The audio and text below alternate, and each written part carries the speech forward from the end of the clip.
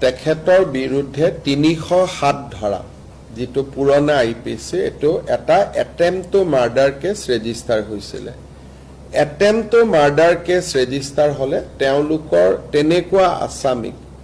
murder case বা attempt to murder কেছৰ আসামিক হ্যান্ডকাফ লগোৱাটো পুলিচৰ দায়িত্ব পুলিচে লগাব লাগে কিন্তু শংকৰজ্যোতি বৰুৱাৰ যেটো প্ৰতিষ্ঠা বা তেখেত এগৰাকী ছাত্ৰ নেতা আছিল আৰু স্বাভাৱিকভাৱে তেওঁ কতো পলাই আদি যোৱাৰ সম্ভাৱনা নাথাকে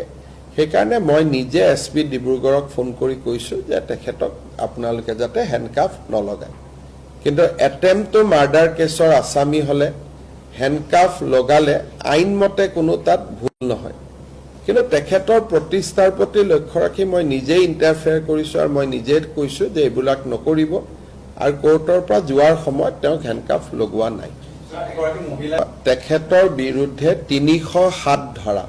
যেটো পুৰণা আইপিসি এটো এটা attempt to murder case register হৈছিল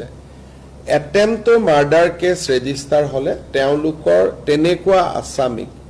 মাৰ্ডাৰ কেছ বা অ্যাটেম্প টু মাৰ্ডাৰ কেছৰ আসামিক হ্যান্ডকাফ লগোৱাটো পুলিচৰ দায়িত্ব পুলিচে লগাব লাগে কিন্তু শংকৰজ্যোতি বৰুৱাৰ যেটো প্ৰতিষ্ঠা বা তেখেত এগৰাকী ছাত্ৰ নেতা আছিল আৰু স্বাভাৱিকভাৱে তেওঁ কতো পলাই আদি যোৱাৰ সম্ভাৱনা নাথাকে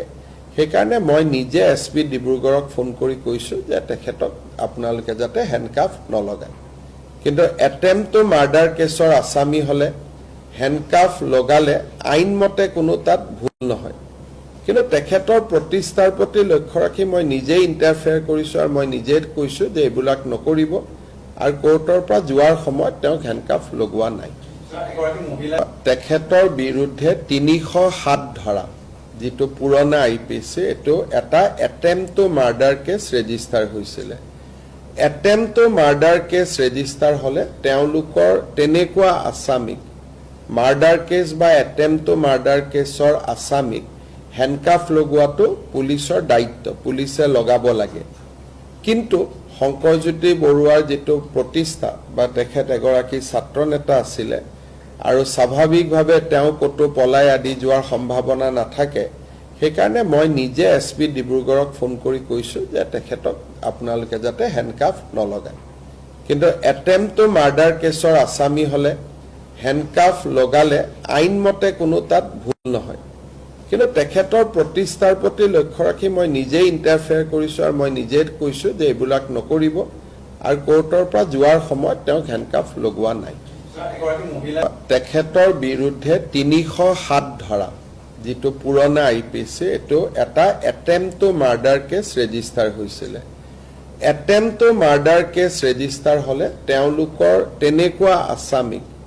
মাৰ্ডাৰ কেছ বা অ্যাটেম্প টু মাৰ্ডাৰ কেছৰ আসামিক হ্যান্ডকাফ লগোৱাটো পুলিচৰ দায়িত্ব পুলিচে লগাব লাগে কিন্তু শংকৰজ্যোতি বৰুৱাৰ যেটো প্ৰতিষ্ঠা বা তেখেত এগৰাকী ছাত্ৰ নেতা আছিল আৰু স্বাভাৱিকভাৱে তেওঁ কতো পলাই আদি যোৱাৰ সম্ভাৱনা নাথাকে সেইকাৰণে মই নিজে এসপি ডিব্ৰুগড়ক ফোন কৰি কৈছো যে তেখেতক আপোনালোকে যাতে হ্যান্ডকাফ নলগায় কিন্তু অ্যাটেম্প টু মাৰ্ডাৰ কেছৰ আসামি হলে হ্যান্ডকাফ লগালে আইনমতে কোনো তাত ভুল নহয় কিন্তু তেখেতৰ প্ৰতিষ্ঠাৰ প্ৰতি লক্ষ্য ৰাখি মই নিজে ইন্টাৰফেয়াৰ কৰিছো আৰু মই নিজে কৈছো যে এইবিলাক নকৰিব আৰু কোৰ্টৰ পৰা যোৱাৰ সময়ত তেওঁ হ্যান্ডকাফ লগোৱা নাই